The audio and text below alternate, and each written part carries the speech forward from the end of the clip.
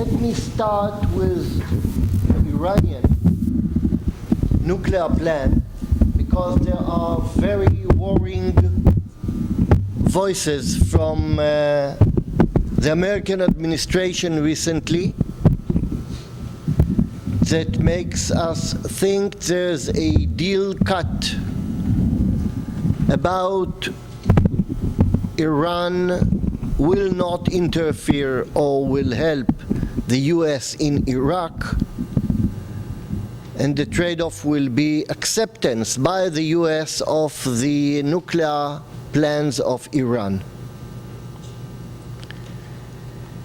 There are more and more signs that this is what's going to happen. Khatami was invited.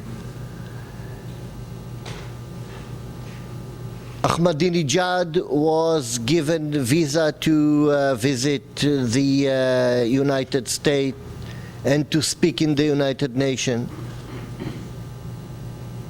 And there was an interview of the President Bush that says that in one way or another, the US will accept the Iranian need for a peaceful nuclear plan by Iran. We all remember that Iran is a huge oil producer. They really do not need the nuclear power to produce energy. Certainly not within the next 20 or 25 years. There's no doubt about it that the only reason for the nuclear plan of Iran is to produce a nuclear bomb. But it's obvious to think that Israel will be the first target of such a bomb. I think Ahmadinejad is the first leader since Hitler that declares his plans to exterminate the Jewish people. There's a big difference if the international community or the free world or even the United States alone will deal with Iran, or if Israel will have to do it.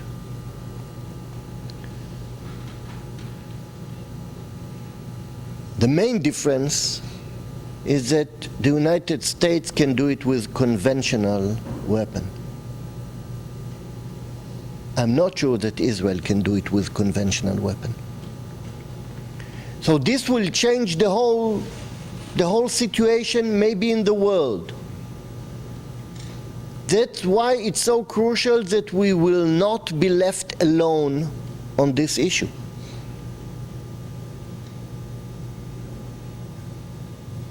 But eventually, if we will be left alone, and it's not a potential threat, once we know that he's going to have the bomb, we know that he has the plan. So it won't be a theoretical question. And we will have to use whatever means we have to prevent it. We have to remember that the whole free world is endangered by the Iranian plan, that Ahmadinejad doesn't need a long-range missile to bring the bomb to New York. He can put it on a rice cargo ship that bring rice to the harbor of New York.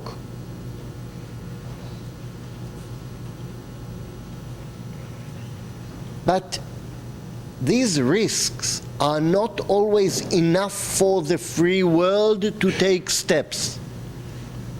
We learned this lesson during the Second World War.